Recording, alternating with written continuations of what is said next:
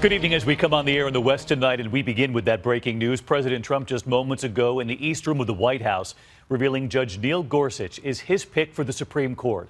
President Trump saying, "I am a man of my word," saying many voters told him this was their singular issue, the most important issue, the future direction of the Supreme Court. President Trump making the announcement in prime time, Judge Gorsuch and his wife Louise to the side there. The moment at this hour, a departure from previous presidents, President Trump hoping to drive up viewership. Judge Gorsuch, if confirmed, would be quite young, 49, turning 50 this year. President Trump alluding to that, saying his pick, if confirmed, could serve a very long time. President Trump, as a candidate, said he would replace the late Justice Antonin Scalia with someone who would, quote, be Scalia reincarnated. ABC's Terry Moran, who covers the Supreme Court for us tonight, he's there this evening. And Terry, a lot of comparisons to the late Justice Scalia.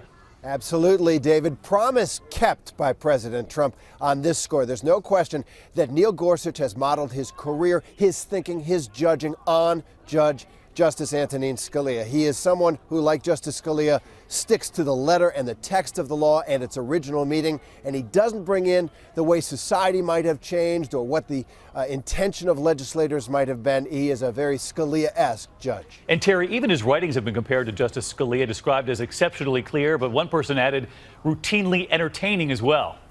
He's a fine writer. There is a big difference between Judge Neil Gorsuch and Justice Antonin Scalia. There's nothing Justice Scalia liked more than a good fight, and you knew you were in a fight with him if you tangled with him. Judge Gorsuch has a much more collegial and kind of warmer personality on the page and in person, and that means he could perhaps build some coalitions. But this was, in the East Room of the White House, a spectacle. It was quite a moment.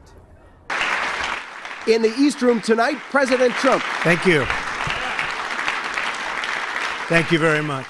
Enjoying the primetime spotlight as he announced his Supreme Court pick, Judge Neil Gorsuch. So was that a surprise? Was it?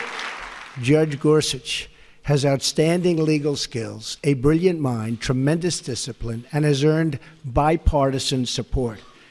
When he was nominated to the 10th Circuit Court of Appeals, he was confirmed by the Senate unanimously. Also, that's unanimous. Can you believe that nowadays with what's going on? Yeah. Judge Gorsuch stepping forward, speaking of the honor of the moment. Standing here in a house of history and acutely aware of my own imperfections, I pledge that if I am confirmed, I will do all my powers permit to be a faithful servant of the Constitution and laws of this great country. A judge who likes every outcome he reaches is very likely a bad judge, stretching for results he prefers rather than those the law demands. I am so thankful tonight for my family, my friends, and my faith. Gorsuch, 49, a federal appeals court judge in Denver with sterling credentials, Harvard Law, Oxford University, known as a fine writer and a staunch conservative in the mold of Justice Scalia.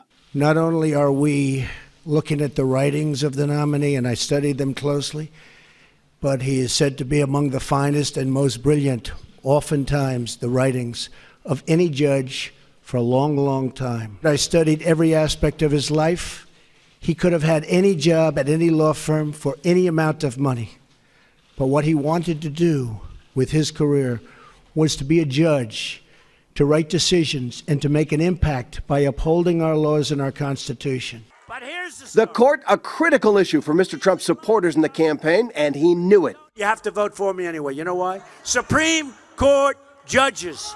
Supreme Court judges. With this appointment, the court's delicate balance won't change. President Trump's pick replacing Justice Scalia to form the four-man conservative bloc, squaring off against the four liberals, three of them women, with Justice Anthony Kennedy, 80 years old, the crucial swing vote. You look at Scalia, if you can do that, you can duplicate that. As far as I'm concerned, it would be absolutely perfect. The court's agenda in the coming years expected to include abortion rights cases, the battle to overturn Roe v. Wade still raging. I am pro-life, and I will be appointing pro-life judges. And cases driven by President Trump's nationalist agenda, like immigration and refugee issues, including the president's controversial executive order, voting rights, especially as the president claims massive electoral fraud, and the scope of presidential powers. And so let's get back to Terry Moran live. And Terry, we know there was no action taken on President Obama's pick for Supreme Court for 10 months. Republicans would not move on it. So tonight, are the Democrats planning the same strategy? Any hints?